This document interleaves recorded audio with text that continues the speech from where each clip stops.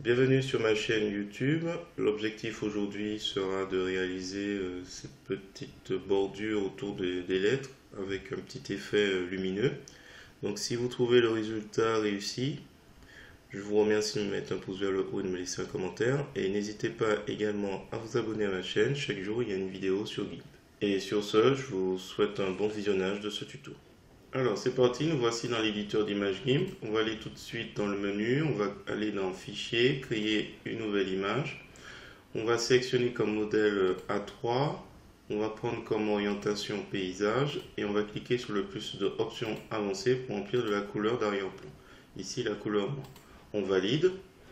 Ensuite, nous allons cliquer sur donc si ce n'est pas le cas, il faudra la couleur blanche en couleur de premier plan. Si ce n'est pas le cas, vous cliquez sur les couleurs par défaut et ensuite vous échangez. On va prendre l'outil texte. On va sélectionner un texte en cliquant ici. On va sélectionner s'il veut bien apparaître. Voilà. Je vais prendre Aria. Un petit peu de mal aujourd'hui. Arial.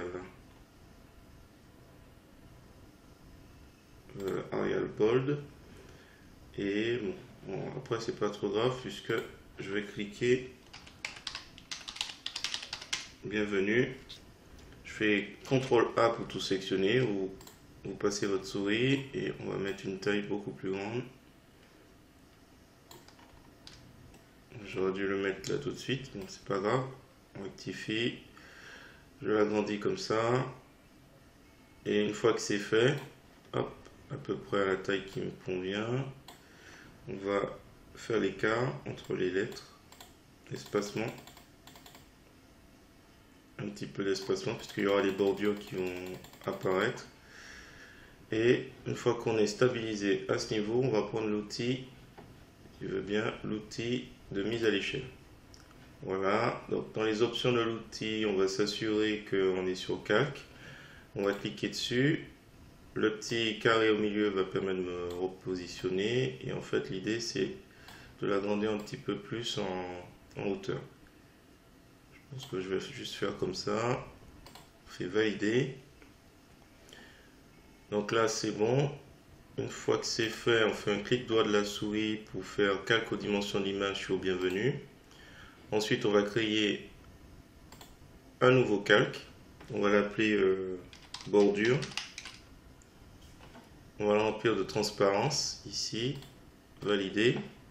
On va faire un clic droit de la souris sur le calque bienvenue. On va dire alpha vers sélection. Donc du coup, il y a la sélection qui se fait tout autour des lettres.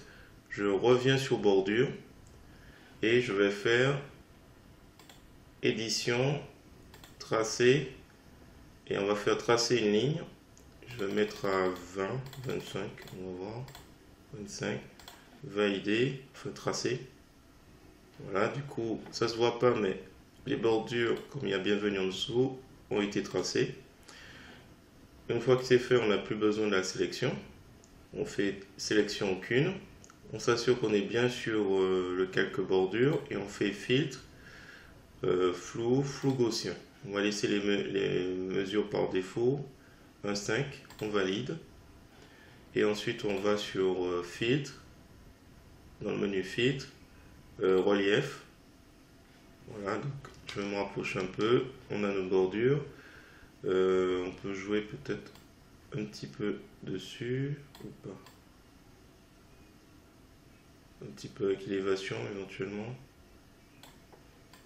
Qu'est-ce qu'il y a d'autre? Donc azimut, c'est le positionnement du soleil. Il faut imaginer que de gauche à droite, il n'y a pas vraiment d'intérêt. On va laisser comme ça à niveau. Voilà. Ça a l'air pas mal comme ça. Élévation. Donc là, ça a l'air d'être plus sympa à ce niveau. Je valide. Une fois que c'est fait, on va pouvoir s'amuser avec un peu de couleur. Donc pour cela, je vais aller dans couleur, colorier et on va jouer avec teinte. Je pense qu'une teinte verte, une teinte verte On va lui mettre un peu plus, oups, pas trop. La saturation, je vais mettre à fond. C'est à voir. Vert, peut-être pas. Un petit bleu. Voilà, on valide. On va créer une copie de bordure. Cette copie, je vais la mettre juste en dessous.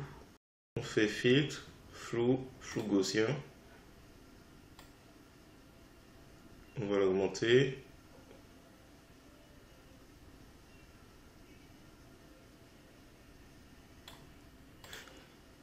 On valide. Alors, colorier. On va reprendre le dernier. Pour ajuster. Alors, est-ce que lumière...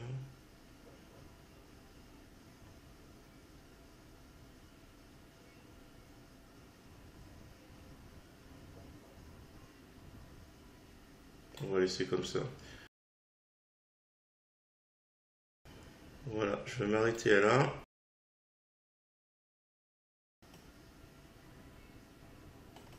Voilà, donc si vous trouvez le résultat réussi, je vous remercie de me mettre un pouce vers le haut et de me laisser un commentaire. Et n'hésitez pas également à vous abonner à ma chaîne pour voir d'autres contenus de ce genre. Donc chaque jour, il y a une vidéo sur GIMP. Et sur ce, je vous dis à bientôt pour un nouveau tuto sur GIMP.